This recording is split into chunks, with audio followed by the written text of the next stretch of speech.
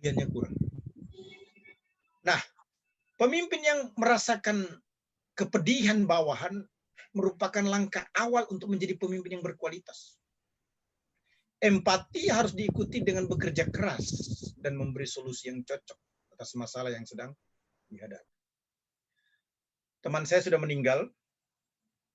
Dia punya perusahaan 60 di Indonesia. Saya sering bersama-sama dengan dia waktu itu. Dan yang menarik sekali adalah dia berusaha mengunjungi tempat tinggal daripada karyawannya. Bukan ring satunya loh, karyawannya. Ketika dia datang ke rumah karyawannya, itu dia lakukan dengan sengaja. Dia tanya masalah yang dihadapi oleh karyawannya. Sebelum pulang, dia kasih duit kepada karyawannya. Dan dia langsung kasih tahu karyawannya, beli ini ya, beli ini ya, beli ini ya. Empatinya tinggi sekali. Luar biasa. Itu penting. Nah, sekarang kita perhatikan kepemimpinan berkualitas Paulus dan Timotius dalam 2 Timotius 4 ayat 1 sampai dengan ayat yang kelima. Firman Tuhan berkata demikian, di hadapan Allah dan Kristus Yesus yang menghakimi orang yang hidup dan yang mati, aku berpesan dengan sungguh-sungguh, itu artinya berkualitas. Kepadamu demi penyataannya dan demi kerajaannya, beritakanlah firman, siap sedialah baik atau tidak baik waktunya. Nyatakanlah apa yang salah, tegurlah dan nasihatilah dengan segala kesabaran dan pengajaran. Karena akan datang waktunya orang tidak dapat lagi menerima ajaran sehat. Tetapi mereka akan mengumpulkan guru-guru menurut kehendaknya untuk memuaskan keinginan telinganya. Mereka akan memalingkan telinganya dari kebenaran dan membukanya bagi dongeng. Tetapi kuasailah dirimu dalam segala hal, sabarlah menderita, lakukanlah pekerjaan pemberitaan Injil, dan tunaikanlah tugas pelayananmu. Itu pernyataan Paulus kepada Timotius. Seperti apa sih kepemimpinan berkualitas kalau kita cek dalam 1 Timotius 2 Timotius pasal yang ke-4 ayat 1 sampai dengan ayat yang kelima ini, maka kita menemukan ciri atau indikator. Yang pertama, pemimpin yang berkualitas itu pemimpin yang bergantung kepada kuasa Tuhan. Ayat 1 berkata, di hadapan Allah dan Kristus Yesus yang akan menghakimi orang yang hidup dan mati, aku berpesan dengan sungguh-sungguh kepadamu demi penyataan dan kerajaan. Nah, istilah di hadapan Allah itu diartikan di depan atau di hadapan Allah atau di dalam Allah. Di hadapan Allah, in the presence of God. Dalam bahasa Yunani disebut enopionteos. Nah, istilah Kristus Yesus atau anak Allah itu ingin menjelaskan Allah sendiri atau Bapa yang maha kuasa, berkuasa di bumi dan di surga. Ada istilah menghakimi dari kata Yunani krinein, berasal dari kata krino. Secara gramatikal diterjemahkan memberikan pengertian bahwa Allah dan Kristus Yesus sebagai pelaku atau subjek yang tengah melakukan tindakan penghakiman secara berulang-ulang atau terus-menerus yang ditujukan kepada orang yang hidup dan mati. Jadi dengan kata lain bahwa Allah dan Kristus Yesus akan melakukan tindakan penghakiman secara berulang-ulang atau terus-menerus kepada semua orang, termasuk kepada Timotius yang adalah pemimpin dalam pemberitaan firman dan alamat dari surat yang ditulis Paulus ini. Nah, Timotius harus bertanggung jawab kepada Allah atas pelayanan pemberitaan firman yang dilakukannya. Termasuk juga bertanggung jawab atas orang yang hidup dan mati yang seharusnya mengalami dampak dari kepemimpinan Timotius. Nah, istilah krino dalam sejarahnya digunakan sebagai tindakan penghakiman dan pengadilan Allah bagi setiap manusia. Tidak terkhusus kepada orang Israel saja nih ya. Setiap pemimpin yang berkualifikasi, berkualitas dalam pemberitaan firman akan menerima bagian dalam penghakiman dan pengadilan Allah sesuai dengan tugas pelayanan yang dipercayakan kepadanya. Mendapat upah ya. Nah, istilah demi penyataannya artinya demi kehadirannya sebagai juru selamat. Istilah demi kerajaannya bermakna kerajaan Allah yang menjamin hidup kekal dan kebenaran di dalam keselamatan Yesus Kristus, ya. Jadi Paulus berpesan dengan sungguh-sungguh, Bapak Ibu, di hadapan Allah dan Kristus yang akan menghakimi orang yang hidup dan yang mati, menekankan kepada Timotius sebagai seorang pemimpin yang sekalipun masih muda, yang akan terus-menerus melayani agar dapat melakukan pekerjaan yang dipercayakan kepadanya dengan sungguh-sungguh seperti Paulus. Timotius sebagai pemimpin yang berkualitas adalah seorang yang memimpin dengan kesatuan agar tim dan orang-orang yang ia pimpin memiliki hubungan yang intim dengan Allah. Dalam konteks ini seharusnya tujuan atau maksud Paulus mendesak Timotius adalah tetap taat kepada perintah Allah dan mengimani bahwa Allah berkuasa penuh atas ciptaannya dan dialah yang memiliki hak atas kehidupan ciptaannya. Jadi jelaslah bahwa pemimpin yang berkualitas itu dicirikan dengan bergantung pada kuasa Allah yang menghakimi semua orang. Nah, ciri yang kedua dalam kepemimpinan yang berkualitas jika kita lihat 2 Timotius 4 ayat 1-5 ini, itu pemimpin berkomitmen mewartakan firman Tuhan. Ayat yang kedua.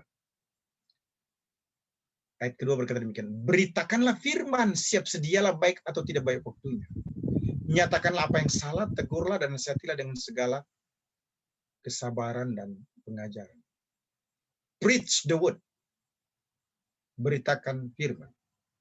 Dalam naskah Yunani, kerukson logo. Nah, istilah beritakanlah dalam kata Yunani ini kerukson. Berasal dari kata apa? Keruso. Secara gramatikal diartikan bahwa Paulus sedang memberikan perintah kepada seorang anak didiknya, yaitu Timotius, untuk mulai memberitakan dengan cara yang lebih baik dari sebelumnya. Tindakan memulai yang diperintahkan oleh Paulus bukanlah tindakan memulai yang tidak diharapkan untuk terus-menerus dilakukan atau dilanjutkan. Sebab Paulus pasti berharap Timotius dapat terus-menerus melakukan tindakan memberitakan dengan cara yang lebih baik. Jadi patut diduga bahwa Timotius sebelumnya memberitakan firman belum secara lantang atau terbuka. Sehingga Paulus memberikan perintah kepada Timotius untuk mulai memberitakan dengan cara yang lebih baik. Bagaimana? Memberitakan secara lantang dan terbuka. Jangan malu-malu. Sehingga semakin banyak orang yang mendengarkan firman Tuhan dan mengalami kuasa dari firman Tuhan itu sendiri, Timotius juga harus melakukan pemberitaan itu secara kontinu atau berkelanjutan.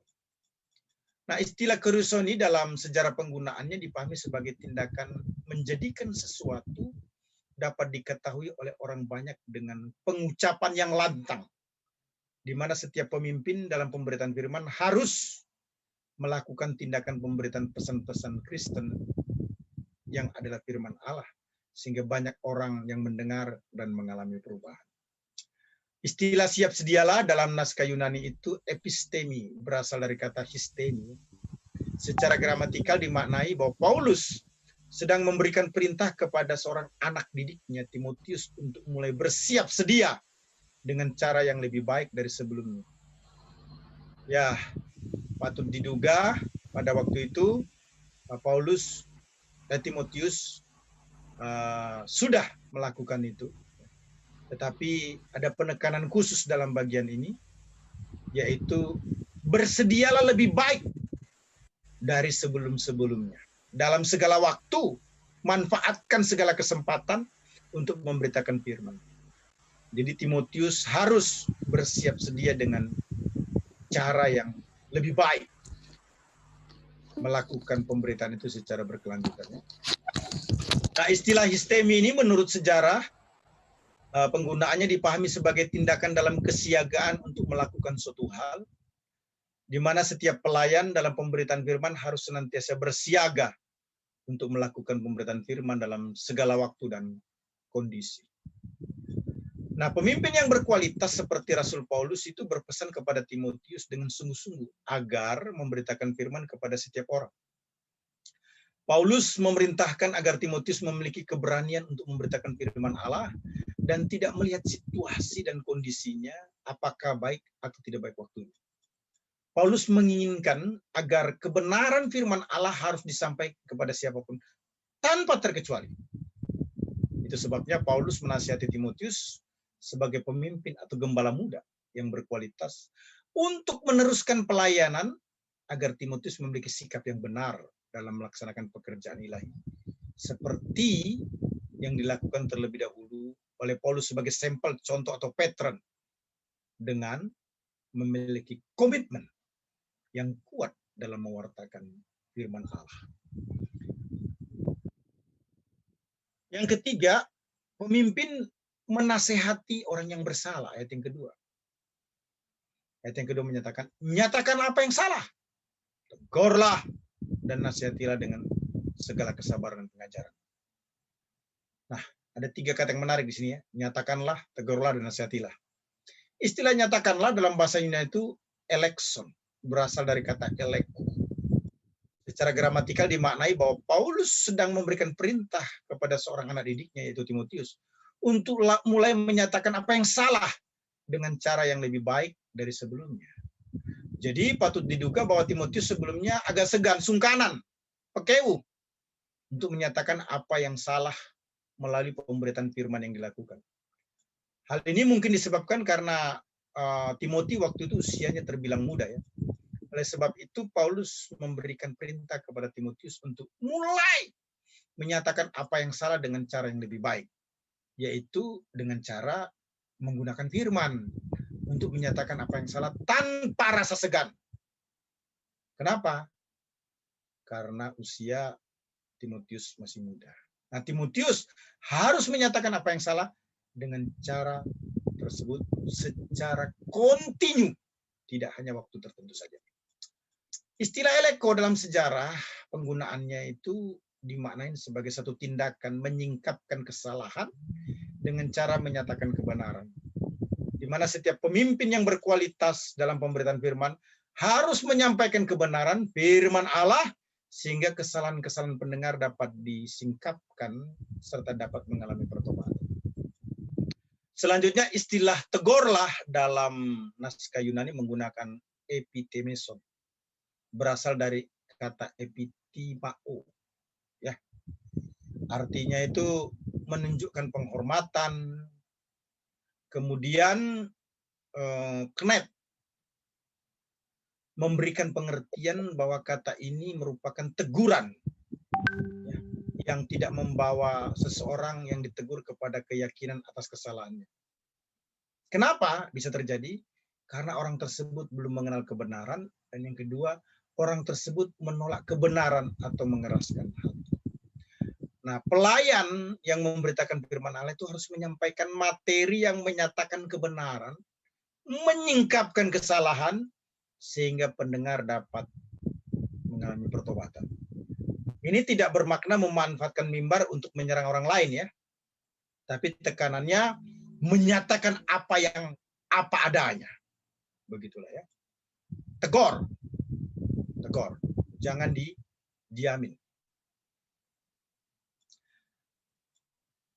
Istilah tegurlah tadi secara gramatikal itu dapat diartikan atau disimpulkan Paulus sedang memberikan perintah kepada seorang anak, yaitu Timotius, untuk menyampaikan teguran tanpa sungkan ya. Ya, tidak melihat usia, tidak bermaksud tidak hormat, tetapi itu harus dilakukan karena pesan firman Tuhan harus disampaikan. Baik. Nah, kemudian istilah yang lainnya adalah nasihatilah. Dalam naskah Yunani itu parakaleson, berasal dari kata parakaleo. Secara gramatikal dapat dipahami, Paulus sedang memberikan perintah kepada seorang anak didiknya, yaitu Timotius, untuk mulai menasehati dengan cara yang lebih baik dari sebelumnya. Ya. Muda itu memang menjadi masalah untuk memberi nasihat kepada orang yang lebih tua ya. Nah, Paulus memberikan perintah kepada Timothy mulai menasihati dengan cara yang lebih baik. Lagi-lagi menggunakan firman Tuhan ya.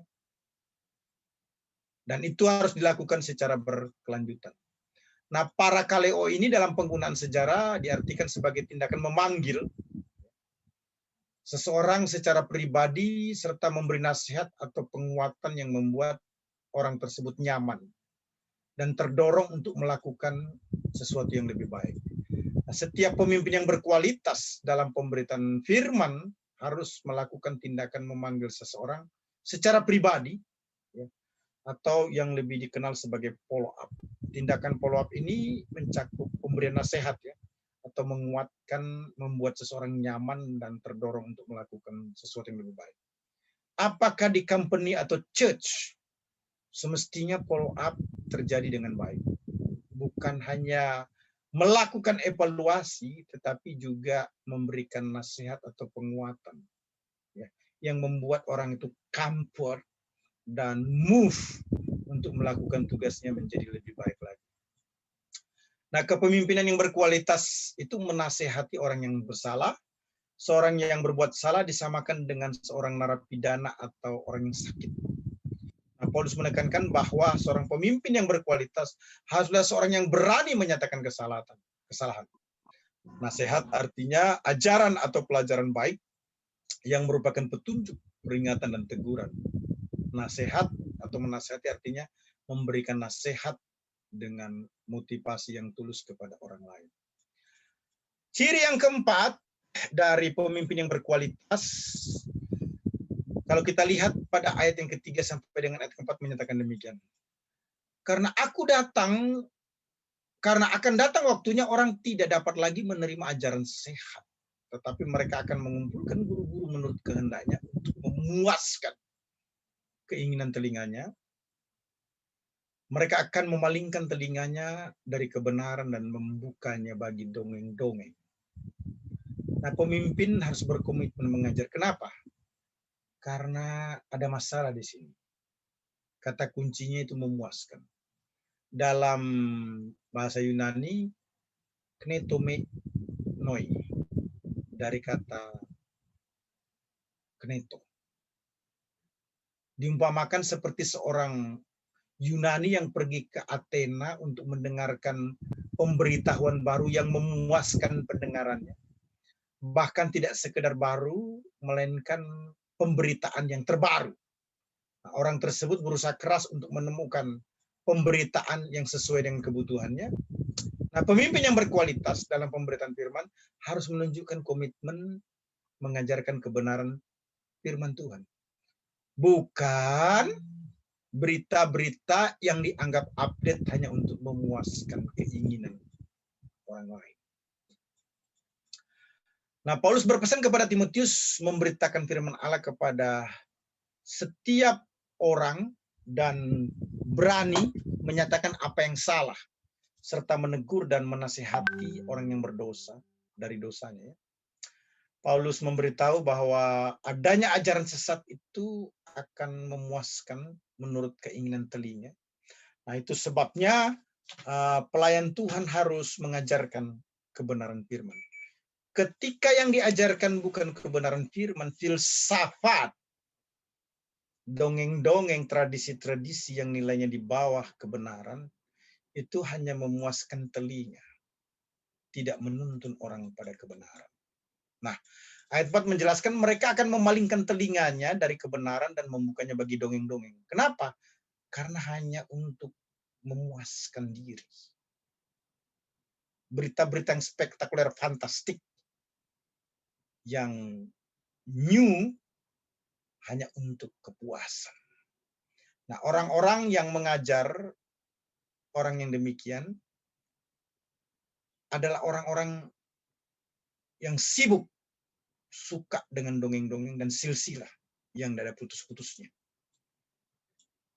Ini hanya menimbulkan persoalan atau permasalahan baru, karena orang yang mengajarkannya tentu bertentangan dengan kebenaran firman Tuhan. Dan ujung-ujungnya apa? Menyesatkan. Jadi dongeng, silsilah, pemuasan terhadap telinga, itu bahaya. Bisa menyebabkan kesesatan. Nah, seorang pemimpin yang berkualitas dengan komitmen yang tulus menyatakan atau mengajarkan kebenaran itu penting sekali. Nah, Paulus berpesan dengan sungguh-sungguh kepada Timotius menunjukkan bahwa seorang pemimpin yang berkualitas harus memiliki kemampuan untuk mengajarkan firman Allah. Firman Allah apa? Tentang Kristus Yesus adalah Tuhan. Supaya jemaat tidak ikut ajaran guru-guru palsu. Paulus berpesan dengan sungguh-sungguh kepada Timotius sebagai pemimpin yang berkualitas harus memiliki kemampuan untuk mengajar kebenaran firman Tuhan sehingga direnungkan setiap hari dan dilakukan. Pengkhotbah, pengajar yang sudah merebut mimbar dengan cara yang salah, hanya melihat kebutuhan market di dalam pelayanan itu tidak akan lama. Pengikutnya akan habis pelan-pelan. Kenapa? The truth never change. Kebenaran itu tidak pernah berubah. Kebenaran itu bersifat absolut. Saya tidak usah omong denominasi mana itu. Tetapi sudah mulai ditinggalkan.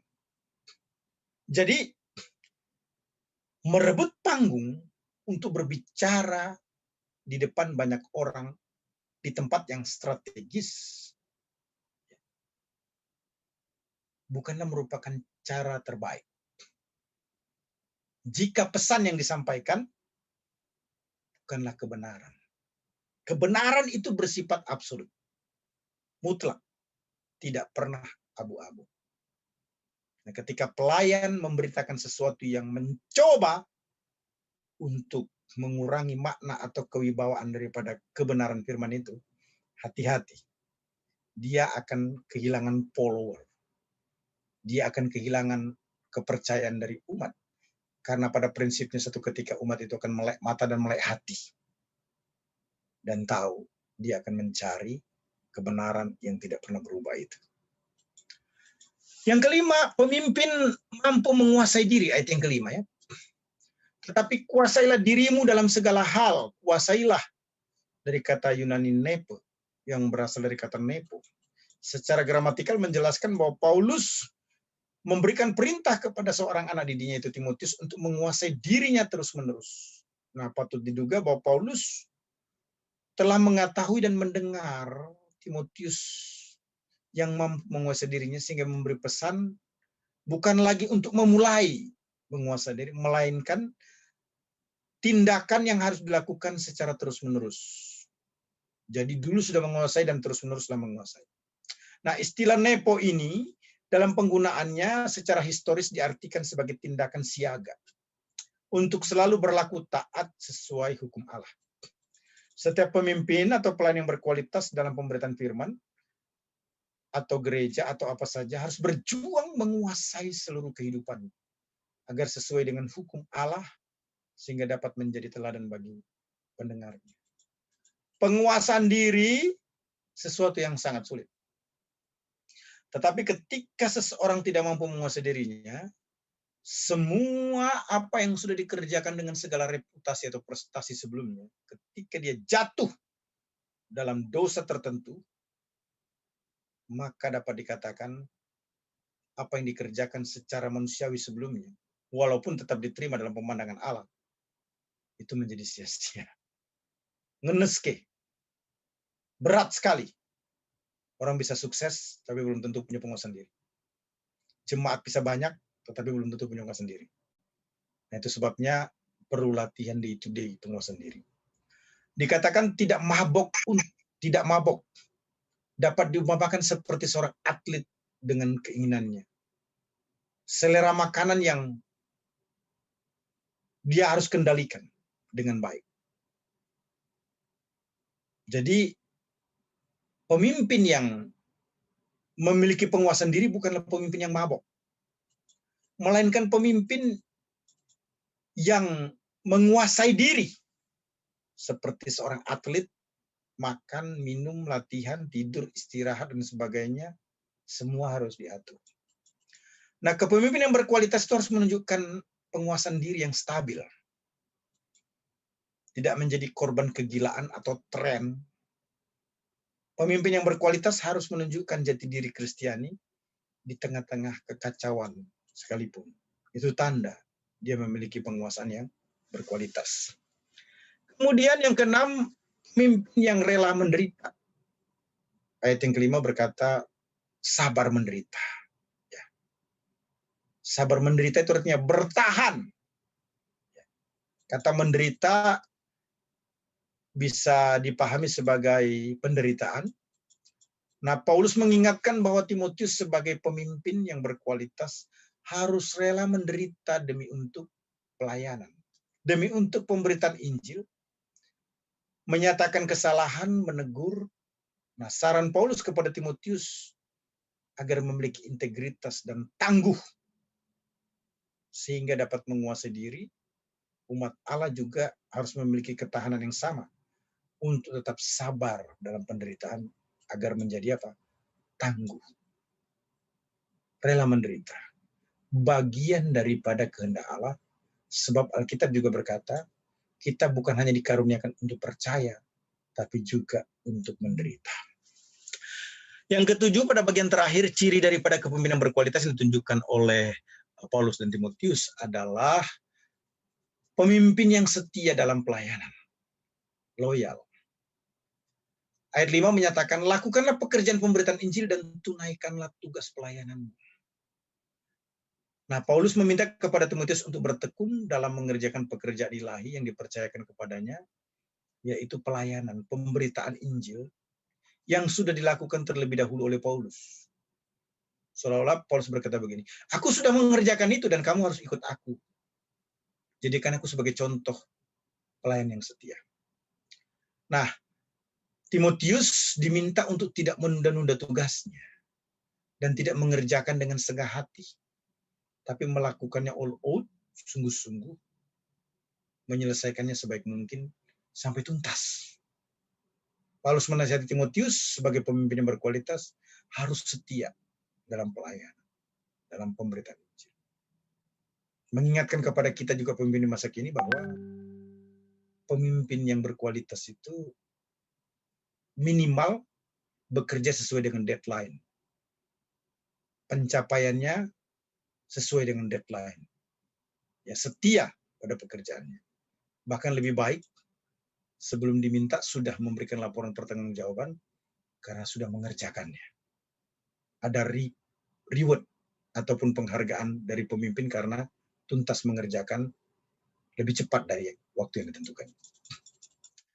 Nah, sebagai executive summary, maka saya menyimpulkan kepemimpinan berkualitas adalah kemampuan untuk mempengaruhi orang lain untuk mencapai tujuan tertentu dengan kepandaian, kecakapan, dan mutu yang terbaik. Adapun ciri yang ditunjukkan oleh Paulus dan Timotius itu 7. Pertama, pemimpin bergantung pada kuasa Tuhan. Kedua, pemimpin berkomitmen mewartakan firman Tuhan. Ketiga, pemimpin menasihati orang yang bersalah. Keempat, pemimpin berkomitmen mengajar. Kelima, pemimpin mampu menguasai diri. Keenam, pemimpin rela menderita. Yang ketujuh, pemimpin setia dalam pelayanan. Terima kasih untuk waktunya. Cukup untuk presentasi saya dan ruang tanya jawab. Dan selanjutnya serahkan kepada host kita, Pastor Peter.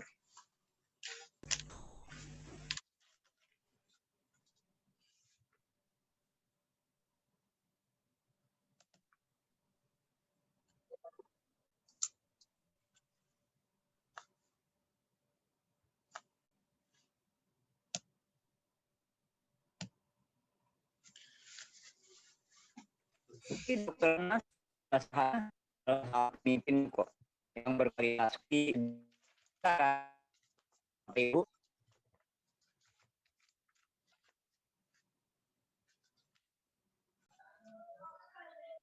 Silakan. Ya, silakan. Ya, malam Pak Anas. Shalom. Shalom, shalom. Ya, terima kasih Malam ini saya mendapatkan paparan yang begitu luar biasa mengenai kepemimpinan yang berkualitas. Nah, Pak Anas, saya ingin merespon sedikit, nanti akan saya melanjutkan dengan sebuah pertanyaan. Nah, sepanjang sejarah gereja itu terbukti bahwa kualitas pemimpin rohani itu sangat berpengaruh terhadap perkembangan jemaat. Jika pemimpin itu tidak berkualitas, maka perkembangan jemaat itu akan terhambat. Sebaliknya, jika pemimpin berkualitas, maka perkembangan jemaat itu akan mengalami kemajuan. Nah, salah satu poin ciri-ciri umum pemimpin yang berkualitas itu adalah tadi disebutkan bahwa melakukan pendelegasian dan juga pemberdayaan. Nah, di sini saya teringat dengan kisah Yitro, seorang imam Median sekaligus mertua Musa yang pernah memberikan nasihat kepada Musa sebagai pemimpin Israel bahwa tidak baik semua urusan yang ada di tengah-tengah bangsa Israel itu ditangani seorang diri. Maka carilah orang yang cakap, takut akan Allah, dapat dipercaya, membenci terhadap suap, dan tempatkanlah mereka sebagai seorang pemimpin. Akan tetapi seringkali kita menjumpai para pemimpin itu kesulitan dalam mendelegasikan karena tidak memiliki sumber daya manusia yang memadai. Nah, pertanyaannya Pak Hanas, kapan waktu yang tepat bagi seorang pemimpin itu harus mendelegasikan tugas-tugasnya kepada bawahannya, mengingat dalam hal ini ada banyak pemimpin yang gagal? Mohon pencerahannya Pak, terima kasih.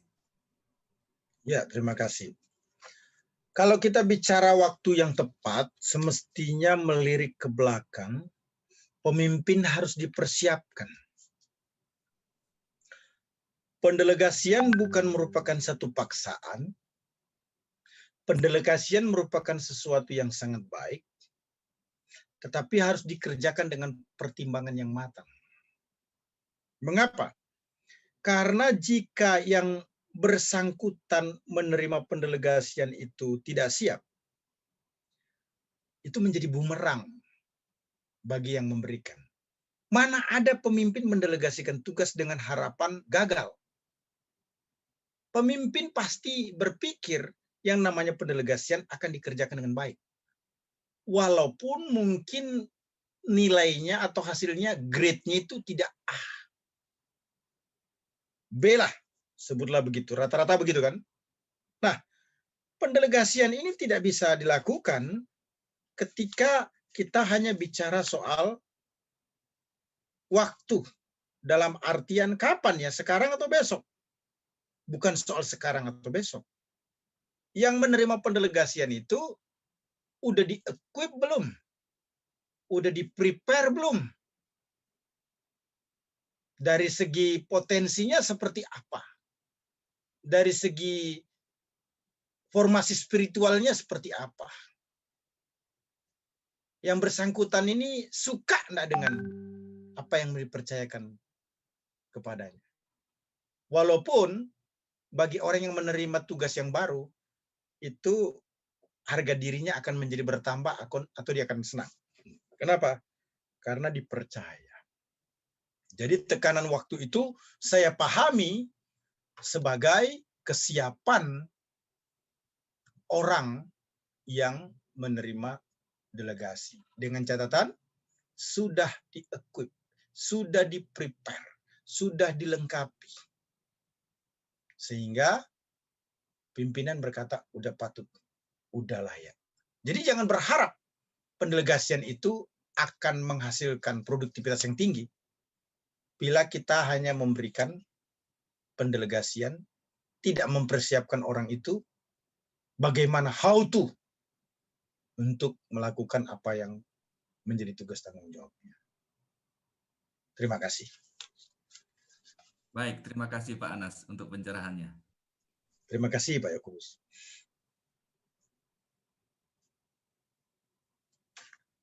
Terima kasih Bapak.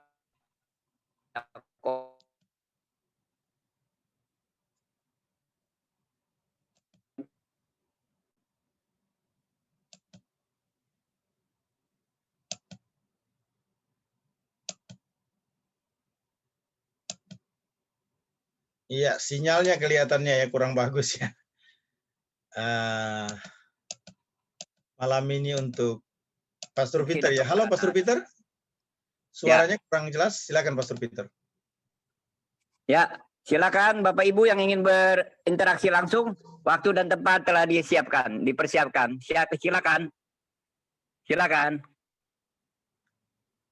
Malam Pak. Malam. Iya, saya Maxel Pak. Pak Maxel, silakan Pak Maxel. Saya sangat diberkati malam ini ya Pak ya dari 2 Timotius 4, 1-5. Pada poin 2 di situ Bapak mengatakan bahwa pemimpin berkomitmen mewartakan firman Tuhan. Ya. Tentunya kita tahu bahwa ketika kita menerima tugas panggilan untuk memberitakan firman Tuhan, kita selalu katakan, ya, siap. Tapi terkadang dalam konteks kehidupan dunia saat ini, kita melihat bahwa ada banyak pemimpin yang terkadang kerap kali menolak proses atau tugas pewartaan itu. Dengan prinsip saya adalah pemimpin yang memiliki kualitas di atas rata-rata, otomatis saya tugasnya atau tugas mewartakan firman itu hanya sebatas kota. Dan kalau ke desa-desa itu bukan level saya. Dan terkadang juga saya mau ke pelosok-pelosok desa, selalu dipertanyakan berapa tunjangan yang saya harus dapat. Ini kan persoalan. Nah, menjadi pertanyaan saya adalah, ini pemimpin model apa? Kan kita sebagai pemimpin diperintahkan oleh Tuhan untuk pergi mewartakan firman Tuhan. Di dalam Alkitab tidak mencatat di kota saja, tapi mencatat di seluruh dunia. Itu artinya konsepnya umum. Mau di gunung, di lembah, di kota, di mana-mana pun engkau harus pergi mewartakan firman Tuhan. Konteks saat ini kan kadang-kadang kita mendapat pemimpin-pemimpin yang hanya mau di kota saja. Bukan saya mau mengatakan bahwa kami Gereja Bala Keselamatan sudah paling sempurna, tapi dalam prinsip kepemimpinan kami, ketika kami ditugaskan untuk pergi ke gunung lembah dimanapun kita pergi, ditugaskan, kita harus pergi. Konsekuensi kalau kita tidak pergi, maka kita akan ada dalam satu persoalan sesuai dengan aturan-aturan yang ditetapkan oleh organisasi. Ujung-ujungnya bisa sampai pada akhirnya dipecat. Nah, bagaimana Bapak memberikan sebuah konsep atau sebuah pemahaman supaya kita jangan hanya berpikir bahwa orang kota itu saja yang perlu firman Tuhan. Lalu orang desa itu tinggal dikasih berita lewat YouTube aja, biar aja mereka nonton lewat YouTube atau media-media yang lain. Nah, bagaimana mengatasi pemimpin yang selalu pilih-pilih ini? Pilih-pilih tempat tugas, pilih-pilih tempat mewartakan firman Tuhan ini. Bagaimana mengatasi pemimpin model seperti itu, Pak? Demikian, Pak. Iya, terima kasih Pak Max untuk pertanyaannya.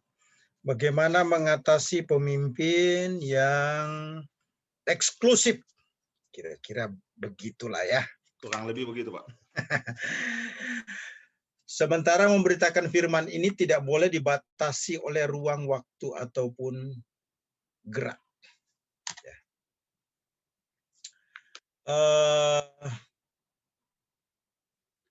Saya mau lihat secara general dulu ya. Kenapa sih orang khotbah itu memberitakan firman itu harus merasa di tempat yang cocok. Pertama itu masalah efisiensi. Ini bukan pembenaran ya. Tetapi jika memang orang itu kapasitasnya karena waktu ataupun juga jarak, maka dia harus menyampaikan firman Tuhan di tempat yang bisa menjangkau lebih banyak, itu tidak pernah masalah. Ini saya kasih contoh. Satu ketika teman saya mau mengundang pengkhotbah yang terkenal sekitar 10 tahun yang lalu di gereja lokal dia.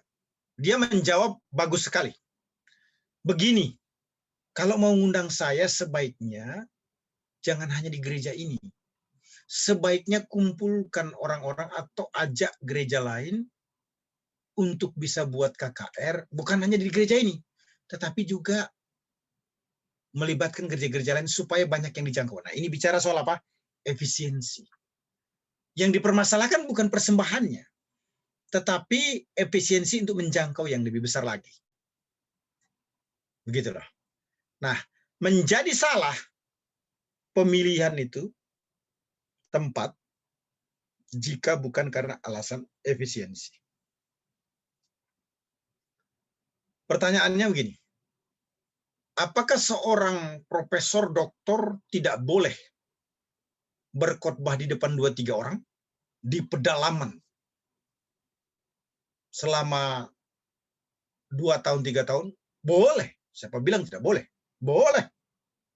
Saya pernah menjadi pengkhotbah di depan 2 orang selama 1 tahun lebih ketika membuka pelayanan atau menjadi church planting di Sulawesi Utara. Waktu itu saya sudah menjadi pengkhotbah KKR di gereja tertentu di denominasi yang sama.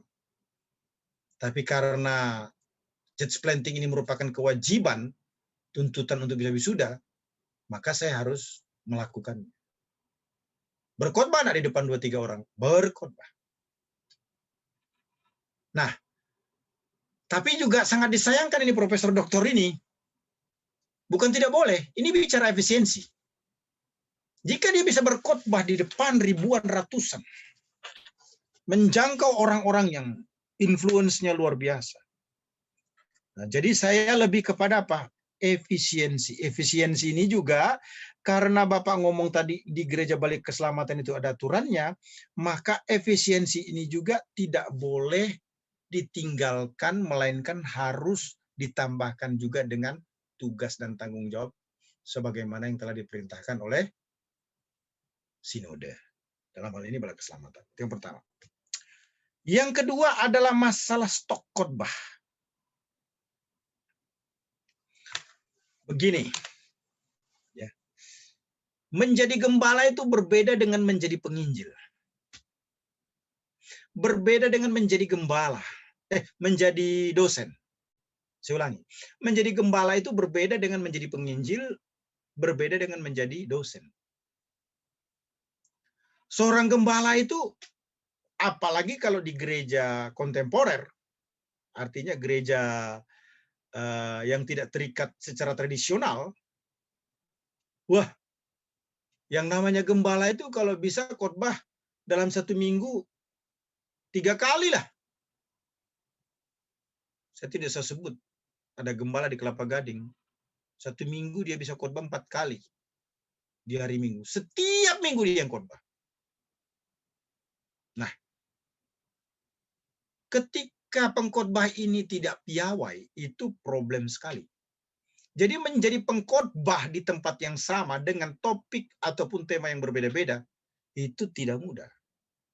Seorang pengkhotbah, jika dia bukan gembala, maaf nih, dia cukup punya 3 teks khotbah keliling dunia.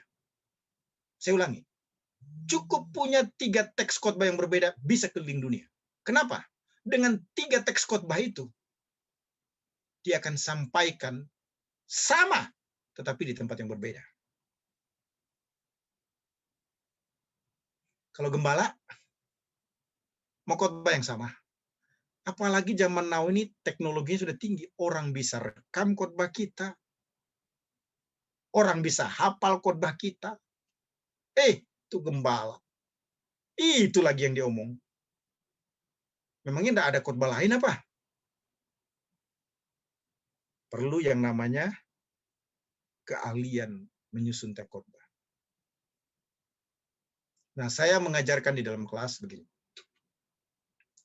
Seorang pengkhotbah dia harus minimal punya 3 teks khotbah andalan dalam segala situasi kondisi bisa disampaikan.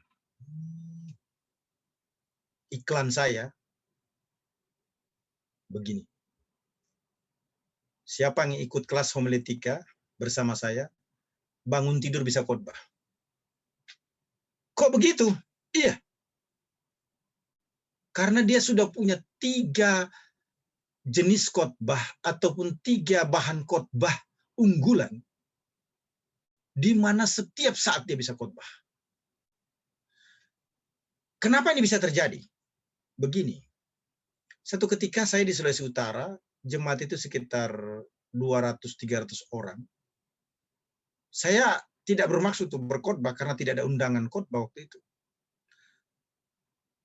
Tetapi saya berdiri waktu firman Tuhan mau disampaikan pada umumnya, saya ada di samping gembala. Ya tentu saya enteng-enteng aja, santai-santai aja walaupun di samping gembala kan. Kenapa? Karena tidak diberitahu mau khotbah. Tidak ada jadwal khotbah untuk saya. Tiba-tiba itu gembala menyuruh saya untuk naik mimbar khotbah.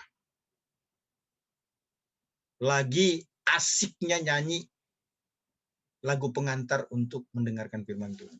Apa yang terjadi saudara-saudara dalam kondisi begitu? Teks khotbah tidak dibawa, Alkitab doang, karena memang tidak ada pikiran mau berkhotbah. Maka saya maju ke depan, bukan karena tidak ada persiapan atau terlalu berani. Saya cuma minta ulang rapnya dinyanyikan 2 kali. Kemudian saya mengingat kira-kira khotbah unggulan saya apa nih. Saya connect, saya ingat, dan saya khotbahkan. Jadi ini penting. Stok khotbah. Ya. Gembala itu harus mampu membuat khotbah sebanyak mungkin. Artinya dia harus menjadi kitchen. Harus menjadi dapur memproduksi bahan khotbah. Sehingga tidak pernah ada masalah terkait dengan khotbah. Ini masalah homiletika. Yang ketiga adalah masalah komitmen. Nah, kalau ini sudah ditugaskan, maka perlu penajaman komitmen di dalam diri orang tersebut. Supaya orang tersebut paham yang namanya reach unreach. Menjangkau yang tidak terjangkau. Melayani yang tidak terlayani. Dan itu merupakan panggilan atau calling yang harus dikuatkan, diteguhkan di dalam setiap pelayan.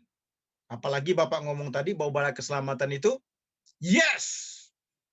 Dimanapun ditempatkan, ditugaskan untuk menyampaikan firman Tuhan, dengan tidak ada urge untuk melakukan penolakan. Nah, penajaman ini menjadi penting. Baik dalam bentuk pertemuan para pelayan Tuhan, diingatkan kembali, ataupun juga dalam meeting-meeting. Ya. Kalau orang lain melakukan, teman-teman, maka tidak bisa tidak. Anda pun harus melakukan hal yang sama. Kenapa? Karena itu tugas panggilan. Apalagi dalam konsep Gereja Bala Keselamatan, tidak ada yang namanya menolak tugas. Yang ada cuma, yes, kerjakan dengan maksimal. Terima kasih, Pak. Iya, Pak. Ya, mungkin satu lagi, Pak. Ya. Kadang-kadang dalam dunia pelayanan ini, terkadang kita melihat bahwa kita sebagai hamba Tuhan ini kadang-kadang mempermalukan diri kita sendiri. Dalam artian ketika kita dimintakan untuk mewartakan firman Tuhan pada satu titik pelayanan, kita kadang-kadang hitung-menghitung. Hitung-menghitung dalam artian gini, di sana jemaat berapa banyak? Pendapatan jemaat di sana berapa? Saya dibayar berapa? Kalau dibayar cuma standar seperti gini, pendeta pembantu yang pergi berkhotbah. Nah, kadang-kadang ini pengalaman loh, Pak. Saya pernah ketika pergi lalu saya berdiskusi dengan salah satu teman saya, teman pendeta saya waktu saya satu kampus dengan dia waktu di Ambon. Dia cerita seperti gitu. Dia cerita pengalaman-pengalaman dia seperti itu. Nah, saya bilang loh, ini kalian terpanggil sebagai hamba Tuhan atau hamba uang? Loh, kita kan sebagai hamba Tuhan kan orientasi utama kita adalah jiwa-jiwa. Bukan orientasi kita kepada uang. Nah, kalau hamba Tuhan orientasinya sudah uang, bagaimana hal kerajaan surga itu bisa tersampaikan dengan baik dan benar? Nah, saya katakan bahwa motivasi menjadi seorang hamba Tuhan itu untuk apa sih? Nah, ini kan persoalan, Pak. Bagaimana cara kita memberikan tips kepada orang-orang dengan tipikal seperti itu, Pak. Sebab ini kadang-kadang mempermalukan diri kita sebagai hamba Tuhan. Karena ketika orang berbicara hamba Tuhan, orang berbicara hamba Tuhan berarti semua orang begitu. Tanpa ada nama, oh hamba Tuhan begitu. Zaman sekarang kan orang dengan lantang begitu, hamba Tuhan sekarang tuh begini. Karena satu orang punya perbuatan, semua kena dosa. Satu makan nangka, semua kena dosa. Nah, bagaimana kita bisa mengatasi hal-hal yang tidak mempermalukan diri kita ini, Pak? Demikian, Pak. Ya, menarik sekali ini ya. Menarik sekali. Ya, berkhotbah semestinya dilakukan bukan karena nilai love gift atau persembahan yang diberikan. Sangat setuju. Dan ketika seseorang sudah menerima jadwal khotbah, sebaiknya dia memenuhinya sesuai dengan kesepakatan. Sekalipun mungkin love gift yang diberikan di bawah standar. Seperti di Jabodetabek itu sebenarnya sudah ada range-nya kira-kira berapa kalau satu kali khotbah. Walaupun itu tidak ada ketetapannya. Tetapi para pengkhotbah itu sudah tahu. Yang sudah sering biasa diundang khotbah itu sudah tahu range-nya itu kira-kira seperti apa. Nah, saya tidak bicara soal besar kecilnya, bukan. Tetapi lebih kepada bahwa love gift itu adalah nilai kepatutan atau penghargaan yang selayaknya, yang manusiawi untuk diberikan kepada pengkhotbah. Bukan pada money oriented. Mengapa saya katakan demikian? Begini, ketika kita mengundang seseorang untuk berkhotbah, maka kita harus tahu siapa yang kita undang. Dan bagaimana orang itu berkhotbah. Ada pengkhotbah yang memang tidak patut dihargai dengan love gift yang lebih baik. Kenapa? Karena khotbahnya salah-salah. Tidak ada pertanggungjawaban moral. Jangan ngomong soal hal rohani lah ya. Tentu pasti semua pengkhotbah berdoa. Tentu semua pengkhotbah pasti hidup suci. Tentu semua pengkhotbah mengandalkan Roh Kudus. Itu standar rata-rata lah ya. Itu sesuatu yang dapat dikatakan pakem. Formatnya sudah seperti itu. Tetapi di sisi lain ada tanggung jawab moral bagi seorang pengkhotbah. Ada orang yang diundang khotbah memang tidak persiapan. Nanti persiapannya kapan? Buka Alkitab waktu berdiri di depan mimbar. Nah, hemat saya, pengkhotbah yang demikian harus mendapatkan perlakuan khusus. Dalam artian, memang tidak patut mendapatkan love gift atau persembahan kasih yang bagus. Tapi sebaliknya ada pengkhotbah juga. 1 bulan sebelumnya diundang, dia sudah prepare. Saya diajarin waktu S1, mempersiapkan khotbah itu harus setiap hari.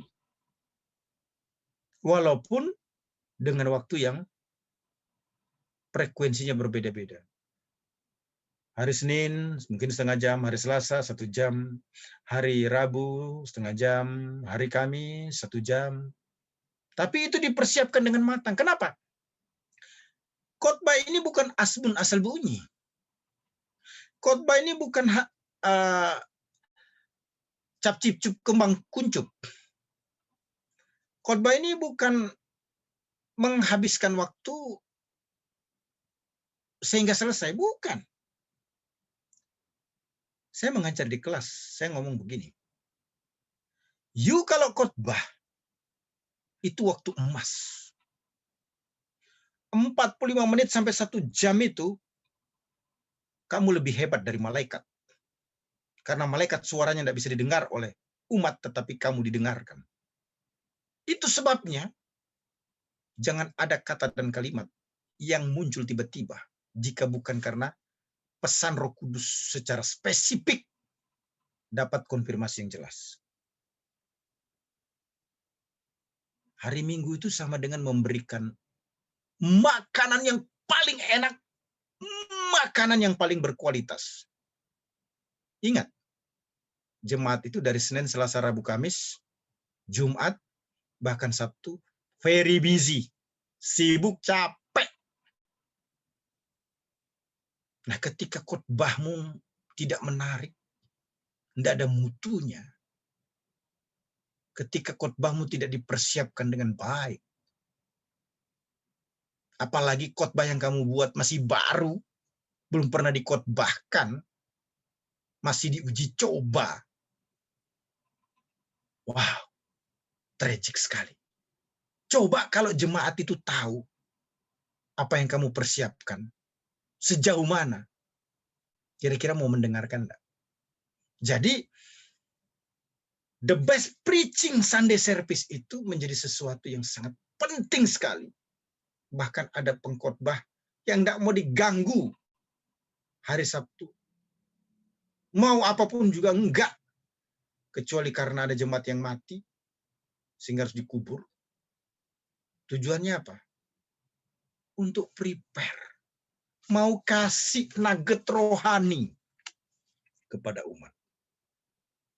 Itu maksud saya, betapa pentingnya khotbah itu. Jadi seorang pengkhotbah akan mendapatkan penghargaan sebagaimana patutnya, dan setiap orang yang mengundang harus tahu kualitas atau apa yang akan diberikan terhadap pengkhotbah itu. Nah, kemudian selanjutnya, buktikan bahwa kita pelayan yang berbeda dari yang lain. Pelayan yang berbeda itu performance waktu khotbah tetap sama. Tidak ada yang berbeda. Bukan karena jumlah orangnya sedikit, khotbahnya tidak semangat. Bukan karena jumlahnya sedikit, pakaiannya asal-asalan. Bukan karena jumlahnya sedikit, kualitas khotbahnya rendah. Itu yang saya maksudkan. Ada tampilan yang nilainya tidak berbeda. Apakah di desa, di kota, jumlah yang hadir sedikit atau banyak. Kenapa? Karena kita sedang menunjukkan bahwa kita pelayan yang original, yang autentik, yang apa adanya. Melayani tidak disebabkan karena faktor dari luar. Tetapi memang begitulah kita. Sehingga orang akan berkata, ini orang kalau kita undang, mau di kota, mau di desa, kualitasnya sama. Mau sedikit orang, mau banyak orang, kualitasnya sama. Jadi dia pengkhotbah yang oke banget. Nggak usah khawatir dengan dia. Apalagi kalau bicara khotbah, itu dari mulut ke mulut. Frekuensi khotbah kita, artinya keseringan kita khotbah, itu ditentukan dari apa yang pernah kita lakukan sebelumnya. Terima kasih. Terima kasih Pak. Yes. Terima kasih Pak Mat. Terima kasih Pak Dr. Hanas. Ada yang mengangkat tangan, silakan Bapak Ketua API, Bapak Harsanto Adi, silakan.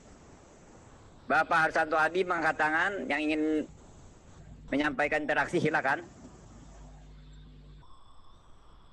Ya, halo. Silakan yang mengangkat tangan Bapak Harsanto Adi dan Ibu Sriati, silakan. Ya, saya duluan aja ya Pak.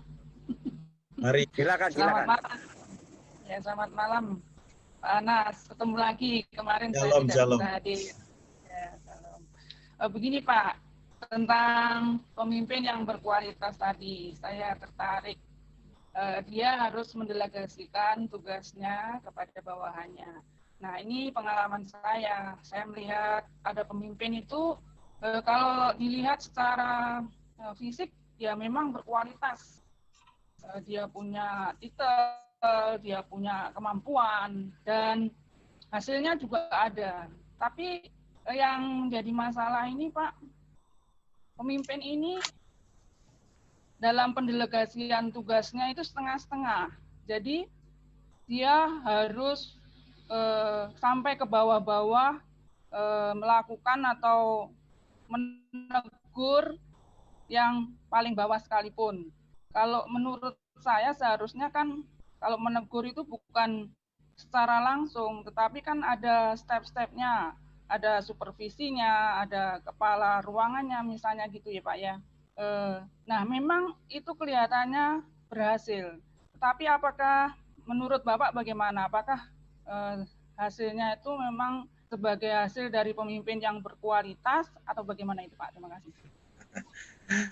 Kita bisa golongkan dia sebagai pemimpin berkualitas, tapi grade-nya mungkin bukan A. Kenapa?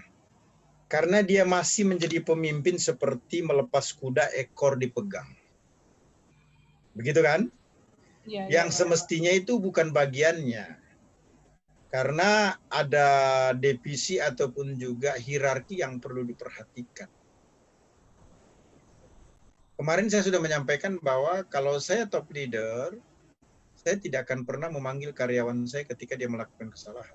Tetapi yang saya panggil adalah level 1.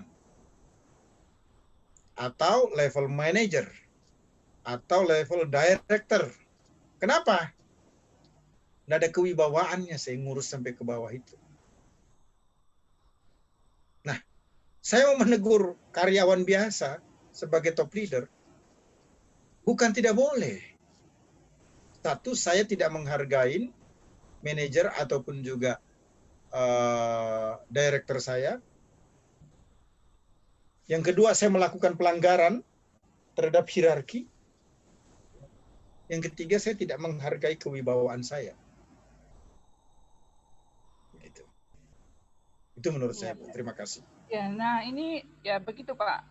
Yang terjadi alhasil memang karyawan itu menurut, tapi menurutnya itu bukan menurut karena perintahnya, tapi menurut karena takut, karena ketakutan. Ya, kemudian ya begitu sampai ke bawah-bawah, akhirnya langsung dengan adanya ditegur itu langsung dikasih SP atau langsung dipecat hanya gara-gara masalah kecil yang ditemui dan langsung ditegur, tidak melalui prosedur itu. Tapi ada juga pemimpin yang memang dia mempersiapkan segala sesuatunya dari awal, dipersiapkan pembentukan karakternya, bagaimana menjadi pemimpin yang bisa mempersiapkan bawahannya dengan karakter-karakter yang baik, karakter-karakter yang membangun, karakter-karakter yang bisa memajukan di dalam pelayanan. Nah, inilah yang terjadi kadang-kadang di dalam pelayanan juga, Pak. Terima kasih untuk penjelasannya. Terima kasih. Ya, setuju Bu. Jadi kepemimpinan yang tidak sehat ini harus dihindari. Membangun atau menciptakan atmosfer respect atau hormat itu jauh lebih baik daripada takut. Ketika orang menjadi takut kepada kita bukan karena respect atau hormat, itu berbahaya. Hubungan kita adalah hubungan kepalsuan dengan orang tersebut.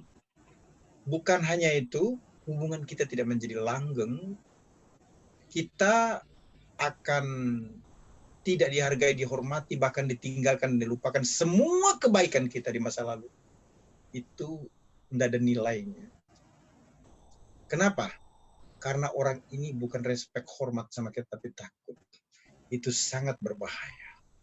Ketika ada masalah atau konflik, di mana orang itu diperhadapkan untuk membela atau menyerang kita, maka dia akan pilih. Ketika keuntungan, janganlah untung. Artinya, membela tidak ada untungnya, menyerang juga tidak ada untungnya, maka dia akan memilih menyerang. Kenapa dia pilih menyerang? Itu sebagai sikap atau tindakan respon yang selama ini dia rasakan takut karena tekanan. Berbahaya. Terima kasih. Ya, terima kasih Pak. Ya, saya serahkan kepada Pastor Peter, host kita. Ya, terima kasih Bapak. Ada Pak Ketua API, silakan Pak Harsanto Adi. Pak Harsanto Adi bisa didengar kah? Halo? Ya Pak, yang mengangkat tangan Pak Harsanto Adi, Ketua API, silakan. Halo? Bisa kedengaran Pak? Atau yang dari jauh, silakan Pak, yang dari jauh. Dari luar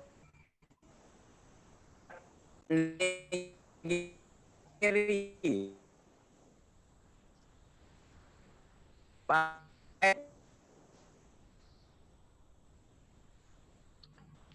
yang ingin beri, silakan Bapak Ibu. Bisa didengar Pak? Silakan Pak. Saya ngangkat tangan karena Pak Harsanto belum kedengaran suaranya. Saya boleh masuk, Pak Adi?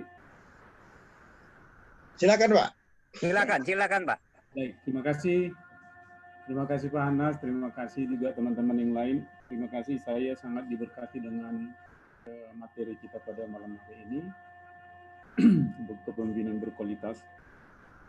Dalam pengalaman saya secara pribadi, bahwa memang pendelegasian itu adalah sesuatu yang harus dilakukan sejak awal.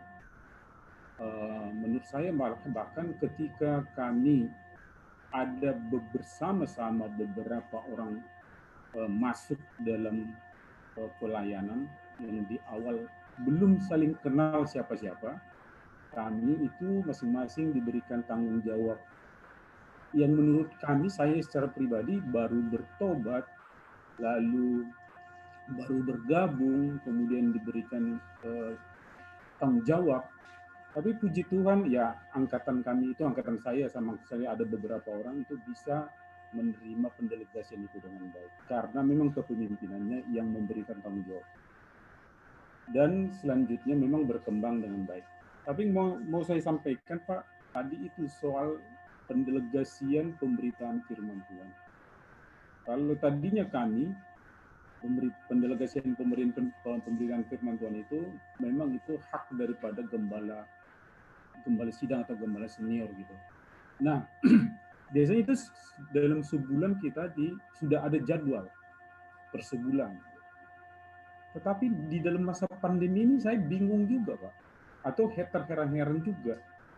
Kadang-kadang 3 hari, 2 hari sebelum hari Minggu, kita belum dapat jadwal. Atau baru 2 hari kemudian akan hari Minggu, baru jadwal disampaikan. Nah kadang-kadang di dalam level bawah dan level 1 ini, saling bertanya nih Pak, apa sudah dihubungi atau belum? Jadi kadang-kadang seperti yang Bapak bilang itu, gimana freshnya khotbah itu Pak?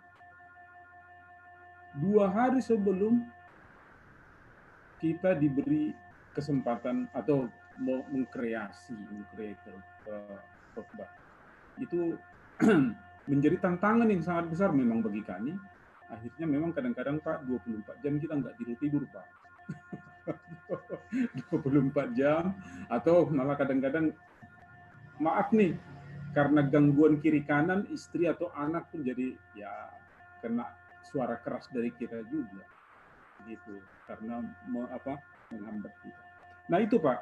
Jadi sepertinya ada perubahan gaya dari kepemimpinan yang kita alami itu di masa pandemi ini. Yang seharusnya justru tadi seperti Bapak bilang itu bagaimana orang mau mendengar khotbah yang barusan selesai dibuat, yang belum cukup bumbunya, belum cukup sambalnya dan sebagainya. Pak, gimana caranya untuk mengatasi itu? Menarik sekali nih, Bapak seorang preacher ya. How to, bagaimana trik berkhotbah kepepet waktu. Bahasanya kira-kira begitu ya. Iya, Pak. Yang pertama, bila tidak ditentukan judulnya, kadang-kala kita mau berkhotbah itu kan tidak ditentukan judulnya kan? Iya. Maka yang kita lakukan adalah mengambil setelah berdoa, kemudian berpikir akan kebutuhan jemaat, ambillah stok khotbah Anda yang terbaik. Itu bila tidak ada judul yang ditentukan. Kenapa? Karena prepare-nya mepet. Nah, dengan demikian, ketika Anda melihat ada khotbah yang terbaik, Anda pasti ingat dong, kalau khotbah itu kan sebaiknya di print. Kenapa? Karena ada hard copy yang bisa disimpan. Jangan hanya soft copy, harus ada hard copy juga. Jaga-jaga ada masalah dengan laptop, komputer, atau yang sejenisnya. Jadi bukan hanya di filing, tetapi juga di print out sehingga tersimpan hard copy-nya. Begini, jika Anda berkhotbah pertama kali di tempat itu, maka jangan pernah berkhotbah-khotbah yang baru. Khotbahlah bahan khotbah unggulan karena Anda sudah tahu kekuatan dan kelemahan. Termasuk ketika Anda ingin memberikan penekanan statement atau restatement. Kepedean Anda akan semakin tinggi dan juga penyerahan Anda semakin kuat. Kenapa? Ini bukan sesuatu yang baru yang saya sampaikan. Bila kita diminta khotbah, tidak ditentukan judulnya. Begitu kan? Jadi ambil stok khotbah yang ada. Tentu setelah berdoa, kira-kira pimpinan Tuhan yang seperti apa. Yang kedua, bila sudah ditentukan judul dan teks khotbahnya. Begitulah ya. Ada gereja tertentu begitu kan? Saya menghadapi sering sekali yang begini. Kalau khotbah di gereja-gereja yang cuma kita diundang, kemudian diberitahu, temanya bebas Pak, bagaimana Roh Kudus nanti bekerja? Nah, itu damai, sukacita, tenang yang lebih banyak. Tapi kalau sudah ditentukan judul dan teksnya, maka apa yang kita lakukan? Lakukan pembuatan khotbah jenisnya tekstual. Tekstual itu artinya apa? Teks yang sudah diberikan langsung dibuat outline atau garis besarnya. Dengan demikian, setelah match antara tema dan outline khotbah, itu yang pertama kita pede karena pasti tidak akan salah. Yang kedua, tergantung berapa waktu lagi yang kita bisa gunakan. Sehingga akan ada penambahan-penambahan. Itu yang harus kita lakukan. Kalau kita menjadi pengkhotbah, kepepet waktu, bukan karena kita ciptakan, karena tercipta dengan sendirinya. Jadi ada dua. Bila tidak ditentukan judulnya, berdoa, lihat kebutuhan, pilih khotbah yang terbaik. Tidak perlu buat yang baru. Karena itu membuat Anda stres. Menyita waktu, sesuatu yang harus dikejar, anak istri bisa jadi korban. Yang kedua, kalau mepet waktu, judulnya sudah ditentukan, dan teksnya sudah ditentukan, langsung buat.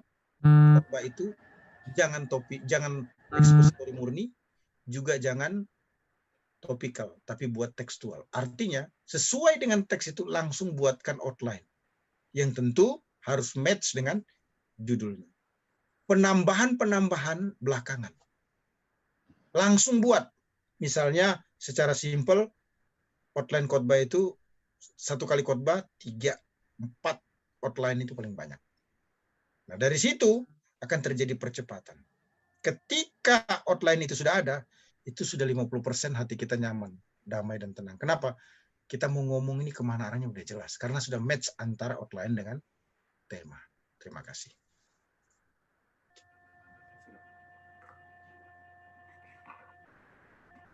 Ya, terima kasih Pak Dr. Hanas, Pak Paruliat. Silakan yang ingin bertanya, ada Pak Harsanto Adi, beliau Ketua API. Silakan Pak Harsanto Adi atau Pak Edwin dari Nederland, silakan. Yang mengangkat tangan, silakan. Ya, kalau Pak Harsanto Adi silakan duluan. Kalau tidak ada, saya masuk. Bagaimana, Pak Peter? Ya, silakan. Yang mungkin beliau ada suara kah atau yang siapa saja duluan? Silakan. Ya, baik, saya masuk. Terima kasih Pak Hanas atas pencerahannya. Dan kalau kita merefer kepada topik kita pada saat ini atau malam hari ini waktu Jakarta, kepemimpinan yang berkualitas.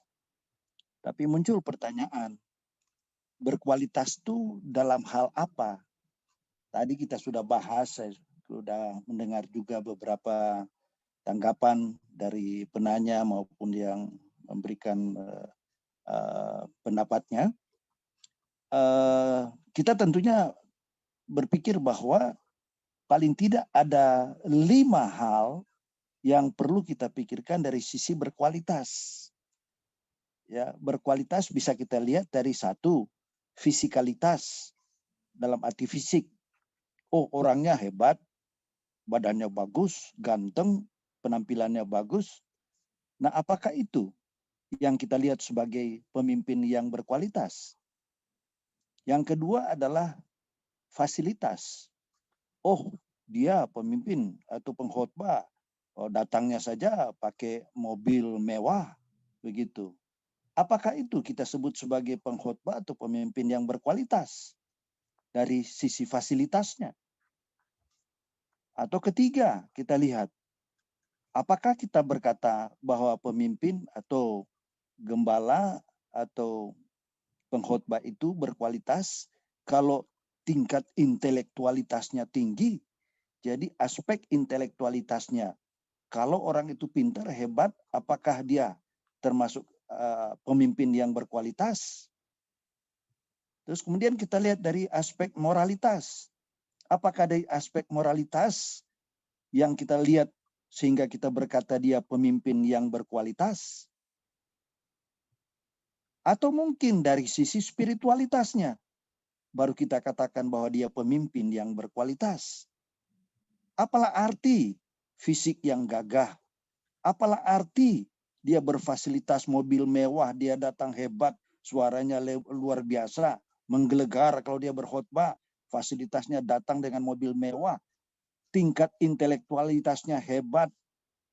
Lain halnya kalau dia mengajar. Kalau mengajar, seperti Pak Hanas, memang yang kita butuhkan tentunya adalah intelektualitas. Tapi kalau berkhotbah atau memimpin saja, tidak semata-mata tingkat intelektualitasnya yang kita harapkan berkualitas, tetapi juga moralitas. Nah, tetapi juga moralitas tidak cukup untuk kita katakan pemimpin itu berkualitas.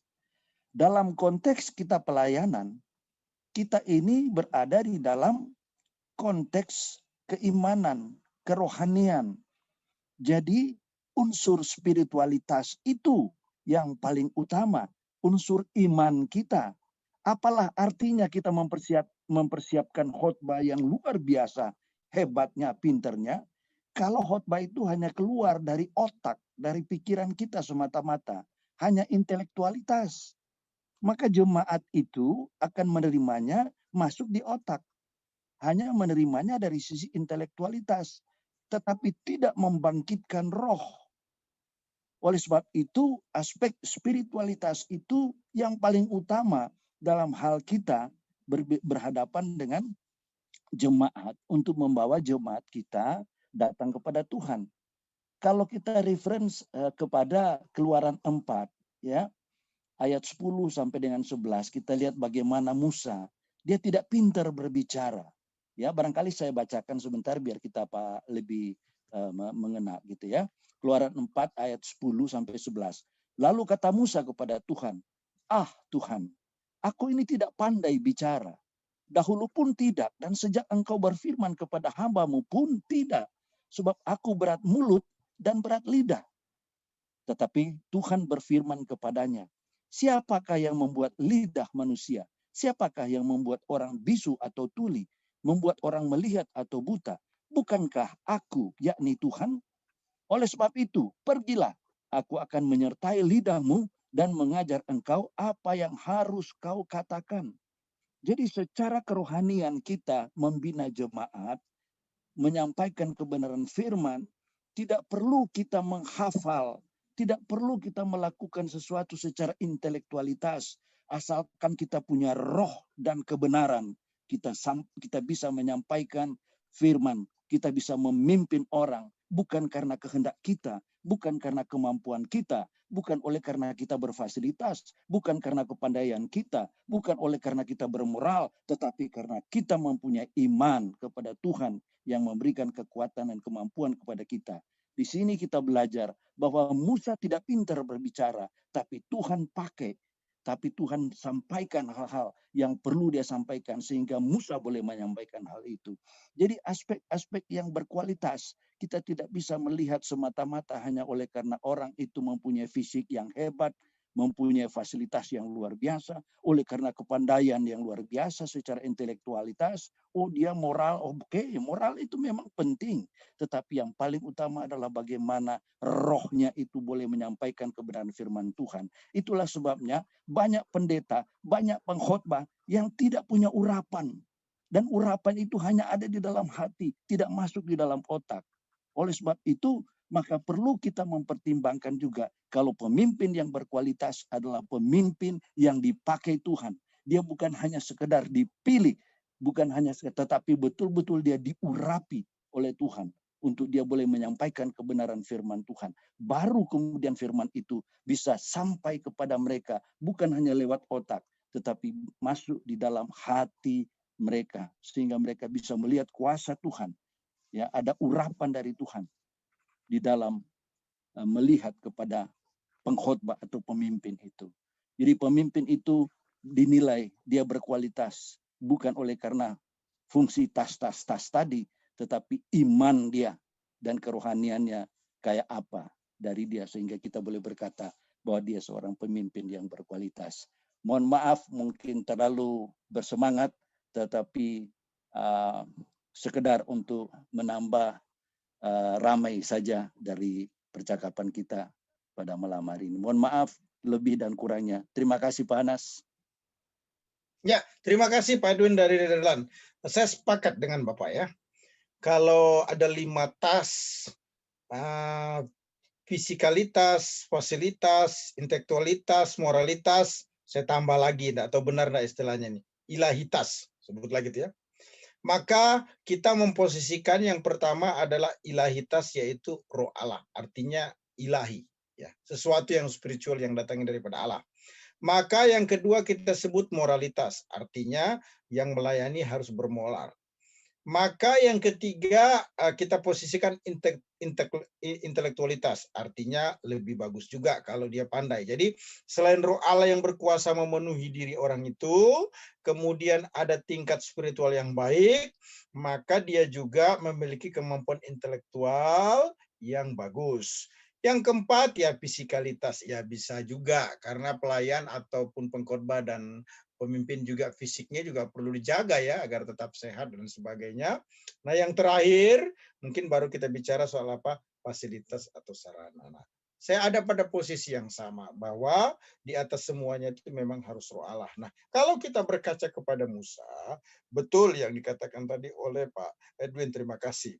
Nah, di sisi yang lain juga kita perlu belajar bahwa umur Musa ini dibagi menjadi 4 dekade atau 4 generasi. 3 generasi. Sebutlah 120 tahun. 40 tahun itu Musa orang yang sangat luar biasa belajar administrasi kepemimpinan di istana. Jadi kelas kuliahnya ini, si Musa ini apa? Kuliah kelas istana. 40 tahun. Itu bicara tentang apa?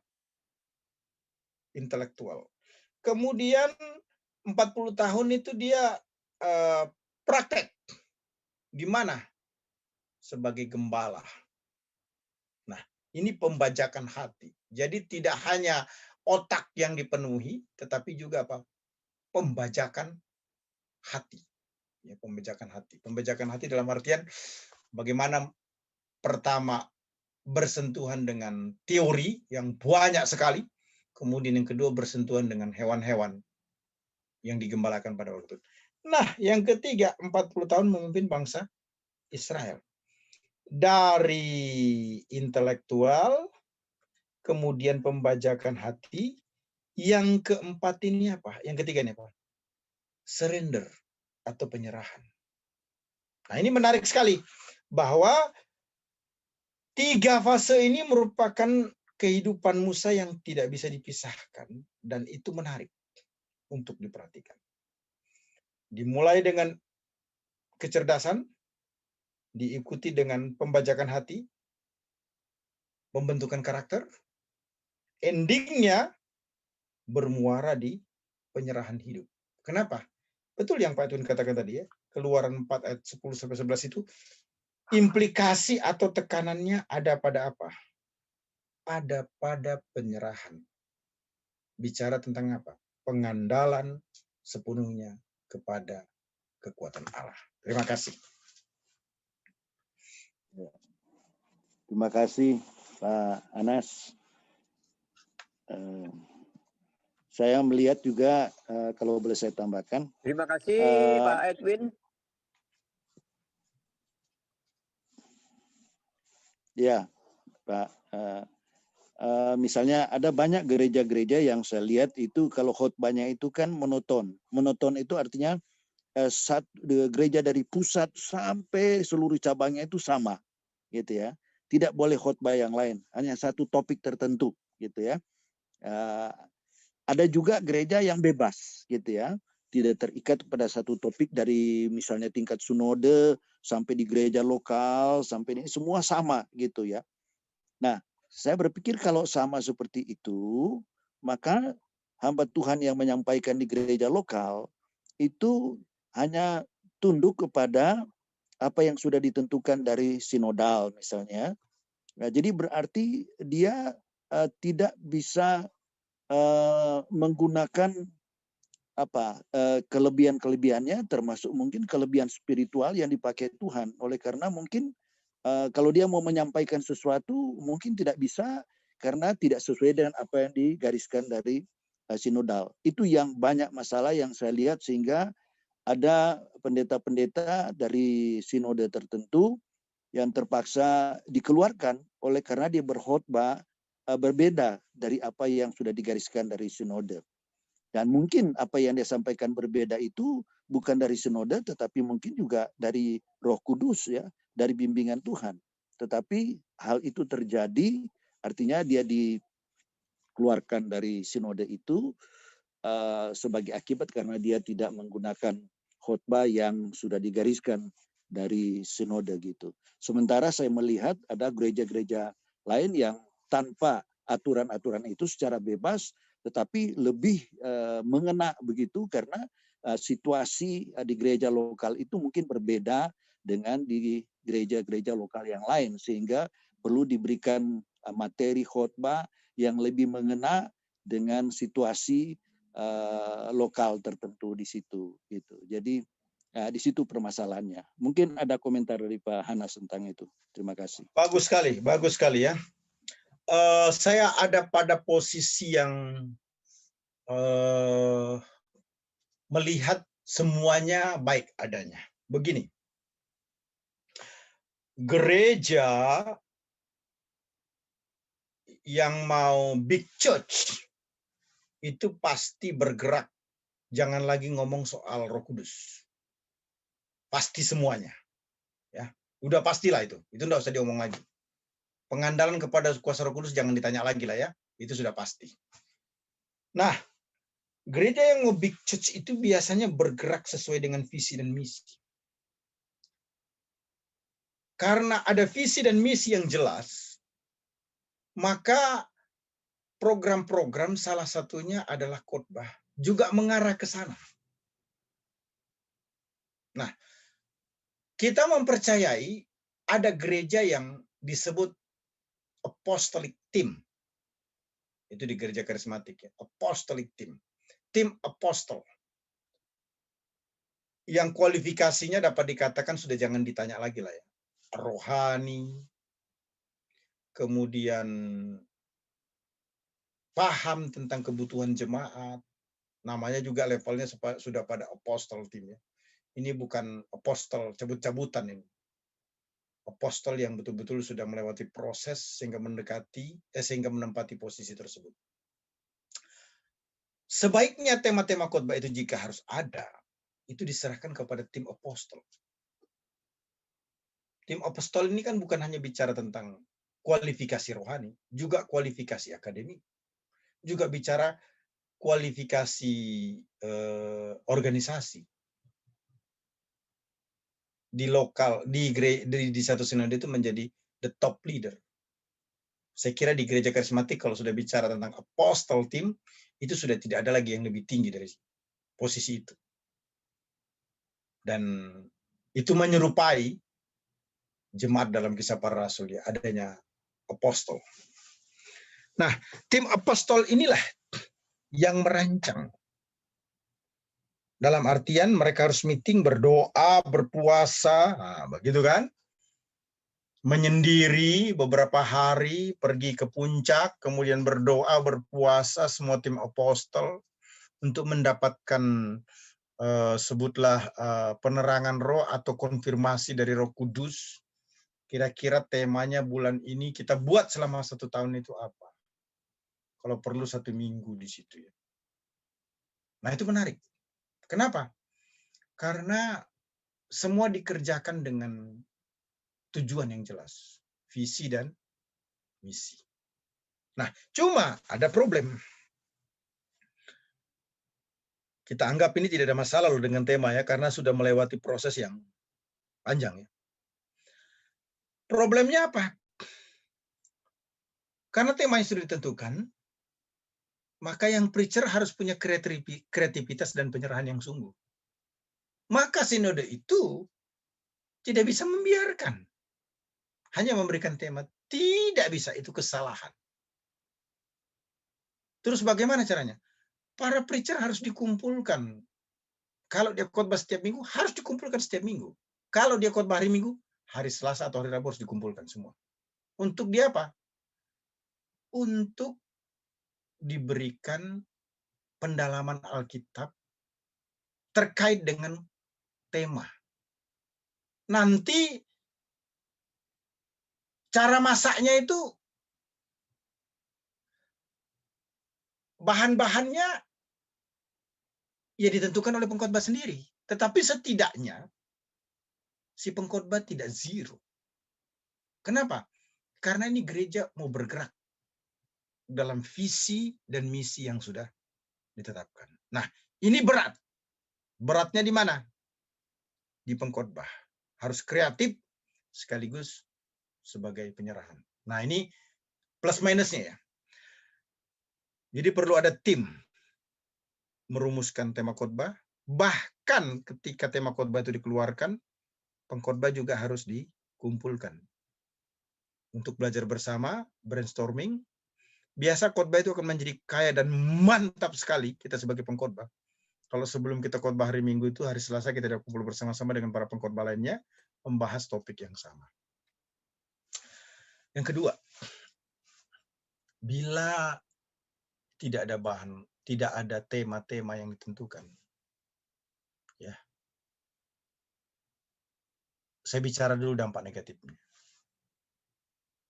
Itu pengkhotbah akan menjadi liar. Liarnya di mana?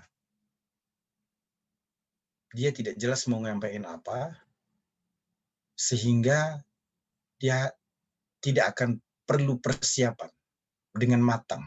Kenapa? Dia bicara apa saja tidak ada masalah. Begitulah.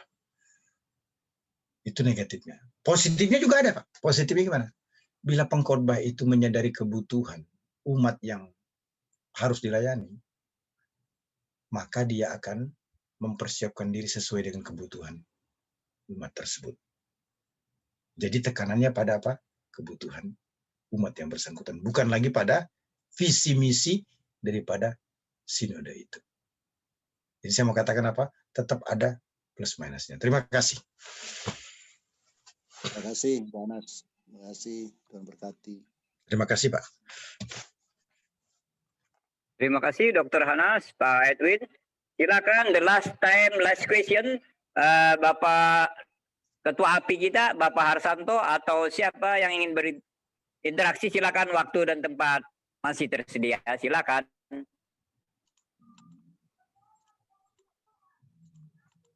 Silakan.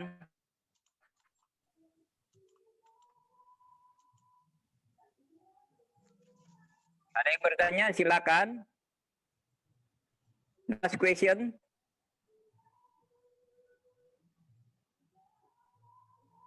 Sudah tidak ada lagi mungkin, Pak. Karena sudah jam. Oh, masih ada. Silakan, silakan. Bagaimana, Dr. Saya nih, Pak, yang mau bertanya Pak Anas. Oh iya, ya, yang terakhir Ibu. Mari, Ibu Gembala kita ya. Iya. Sudah dikasih kesempatan tadi ya. Ya, silakan. Iya. Kemarin dikasih kesempatan, sayanya yang lagi ada sesuatu. Maafkan kemarin malam. Ya. Ya, saya berterima kasih banyak ada di dalam grup ini dan terlebih terus belajar tentang kepemimpinan.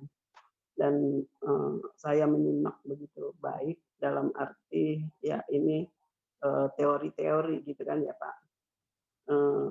Pastinya semuanya sudah ada pengujiannya sehingga keluar semua itu tipe-tipenya.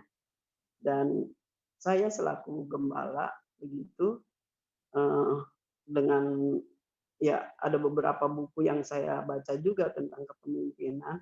Nah, di dalam penggembalaan itu seringkali juga tidak bisa dengan satu model gitu. Karena jiwa-jiwa itu namanya kita gembala, jadi melihat ini pasnya di mana, cocoknya seperti apa dan lain sebagainya. Nah, di situ yang menjadi kesulitan, bukan kesulitan ya, artinya mencari bagaimana nih untuk menerapkan kepemimpinan itu sendiri. Jadi tidak mungkin dengan hanya satu model saja. Nah,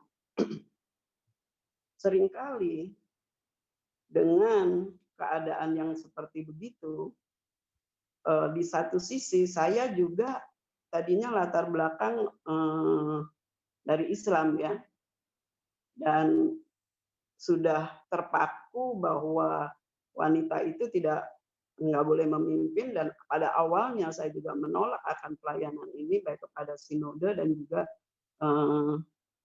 pendeta perintis pada waktu itu, bahkan jemaah pengerja yang ada untuk menetapkan saya sebagai gembala karena suami saya meninggal. Nah itu juga ada satu benturan di dalam batin saya begitu. Tapi bersyukur karena ada dosen-dosen atau guru-guru yang saya hubungi begitu dan memberikan penjelasan tentang kepemimpinan wanita itu. Pada akhirnya Tuhan menolong saya. Nah, waktu-waktu berikutnya begitu Pak, di dalam penggembalaan ini, justru ada hal yang menjadi apa, tekanan, kalau dibilang tekanan enggak ya, ada satu ayat yang mengatakan di dalam Petrus ya, Petrus pasal 5, 1 Petrus 5 itu ayat 2, di situ, gembalakanlah kawanan domba Allah yang ada padamu, jangan dengan paksa, tetapi dengan sukarela, sesuai dengan kehendak Allah, dan jangan karena mau mencari keuntungan, tetapi dengan pengabdian diri. Nah, ini yang terus saya masukkan dalam hidup saya, dalam hati saya sebagai gembala begitu. Nah, untuk pengertian ini Pak, untuk menghadapi jemaat yang ada atau kawanan domba yang ada, begitu seringkali kan tuh berbeda-beda. Nah, ini ayat ini diterapkan untuk kita sebagai gembala atau sebagai jemaat juga, mereka juga biarin deh, mau sukarela aja deh ikut Tuhannya gitu, mau ikut ya boleh, enggak ya boleh gitu. Jadi sepertinya enggak ada ketegasan begitu Pak. Nah, ini yang seringkali membuat saya lost lagi begitu ya, hanya mengikuti kehendak Tuhan. Nah, mohon dengan ayat ini juga bisa tolong Pak Anas nanti saya bisa mendapatkan pencerahan. Dan yang berikutnya, yang kedua yang saya mau tanyakan tadi tentang hamba Tuhan yang diminta untuk berkhotbah.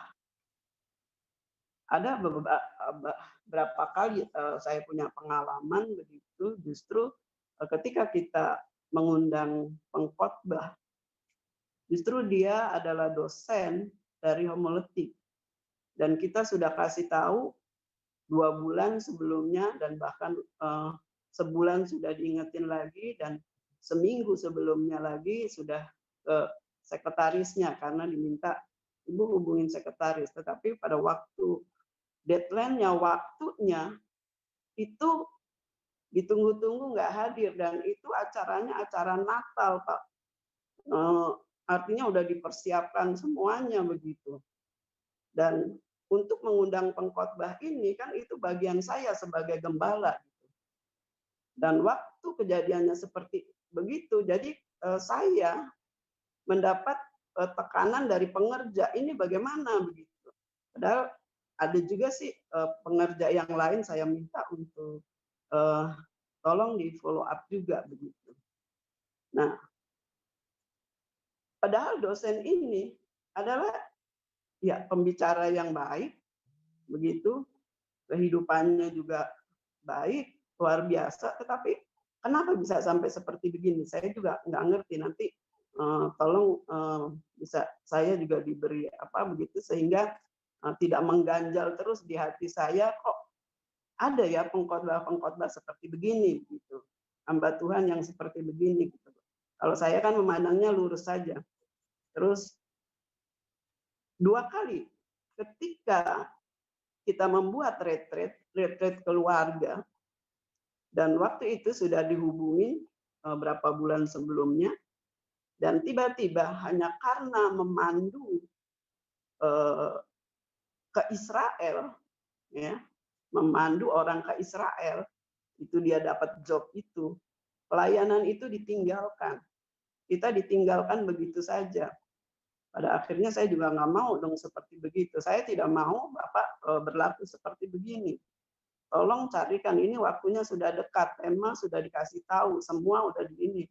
Saya memang hanya gitu. Jadi tolong Bapak juga untuk orang-orang yang seperti begini, gimana ya saya bisa mendapat penjelasan juga dari Bapak begitu ya, supaya nggak, artinya ya di dalam dunia pelayanan itu sendiri begitu baiklah gitu, saya punya pemikiran yang baik sehingga hati saya juga damai begitu ya, ketika ingin mengundang orang begitu, nggak was-was nih gitu. Memang benar sih seperti kayak Pak Anas tadi, mengatakan bahwa kita harus selalu punya itu tadi persiapan khotbah. Memang waktu saya memang ketika mengundang orang khotbah apa sudah ini temanya ini udah diingat-ingat nih, karena terus berjaga-jaga nih. Siapa tahu ada halangan, ada apa begitu. Itu. Ya, itu yang sudah saya persiapkan seperti begitu.